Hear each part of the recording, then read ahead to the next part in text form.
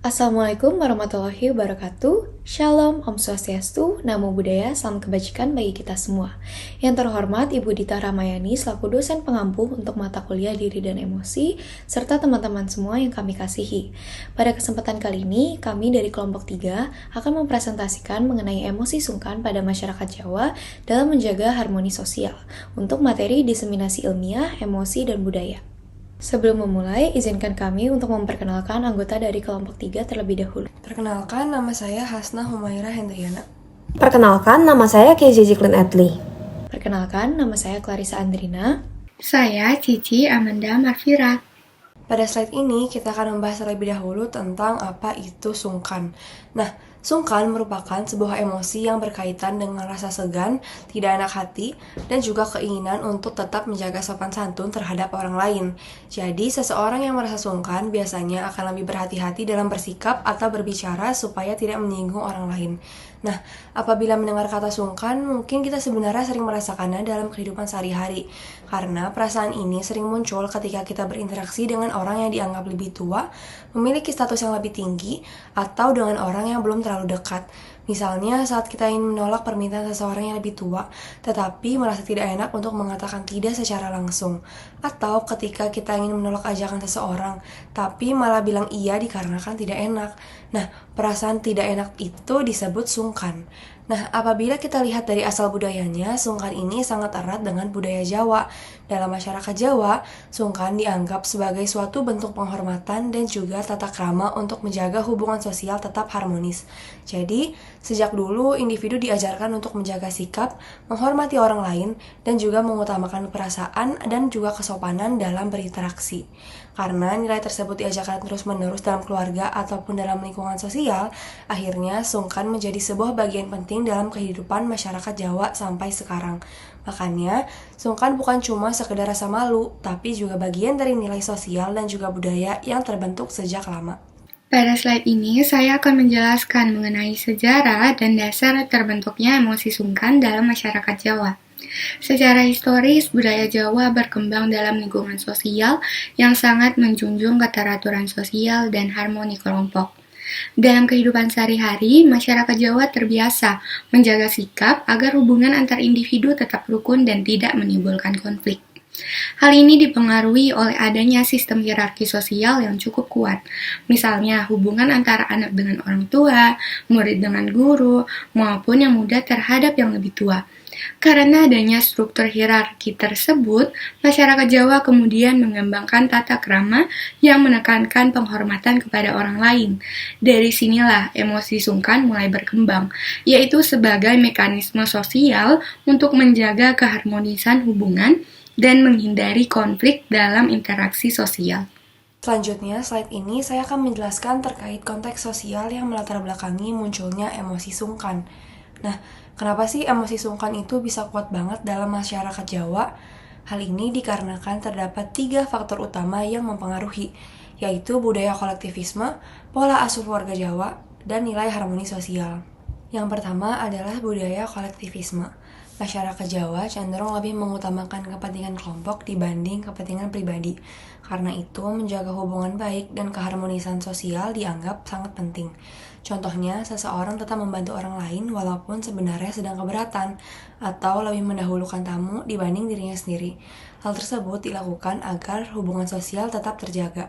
Faktor kedua adalah pola asuh keluarga Jawa. Emosi sungkan terbentuk sejak kecil melalui proses sosialisasi dalam keluarga. Anak-anak diajarkan untuk menghormati orang yang lebih tua, bicara dengan halus, dan juga menjaga sikap.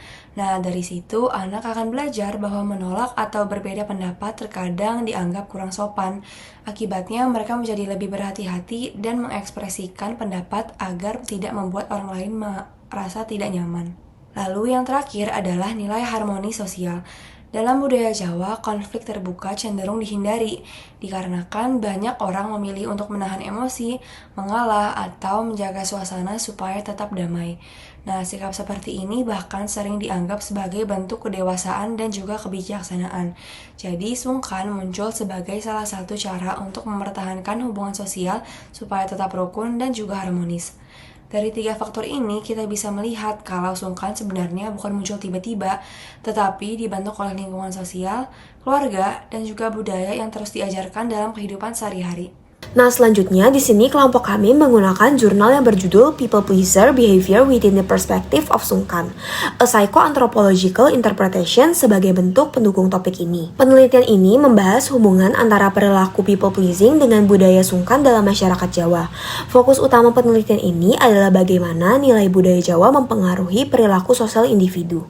Selanjutnya, pada slide ini terdapat hasil penelitian dari jurnal berjudul People Pleaser Behavior Within the Perspective of Sungkan, a Psycho-Anthropological Interpretation. Penelitian ini membahas hubungan antara perilaku sungkan dengan upaya menjaga harmoni sosial dalam masyarakat Jawa. Inti dari temuan jurnal ini adalah bahwa dorongan utama di balik perilaku sungkan yaitu keinginan untuk menjaga keharmonisan dan menghindari konflik, atau disebut juga avoidance of conflict. Dalam masyarakat Jawa, seseorang cenderung mengutamakan perasaan dan kepentingan orang lain dibandingkan kepentingan pribadi agar tidak menyinggung perasaan orang tersebut.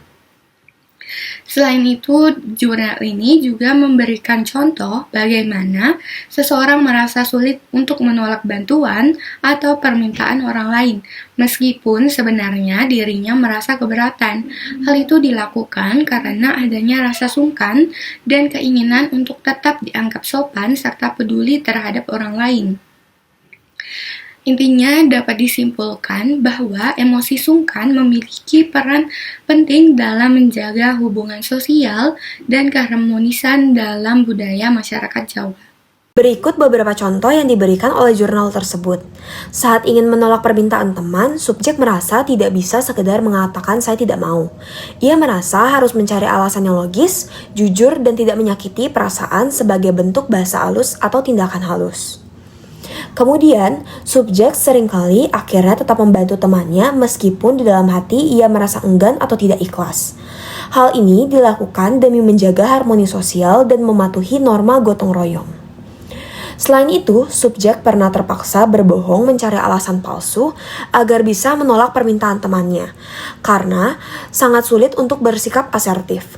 Menariknya, subjek merasa bangga bisa berbohong karena itu adalah satu-satunya cara baginya untuk berhasil menolak tanpa merusak hubungan sosial. Selanjutnya, pada bagian ini saya akan bahas mengenai sungkan dan hierarki kekuasaan atau simbolik kapital dalam masyarakat Jawa. Berdasarkan jurnal yang kami gunakan, perilaku sungkan ternyata sangat dipengaruhi oleh adanya sistem hierarki sosial yang kuat.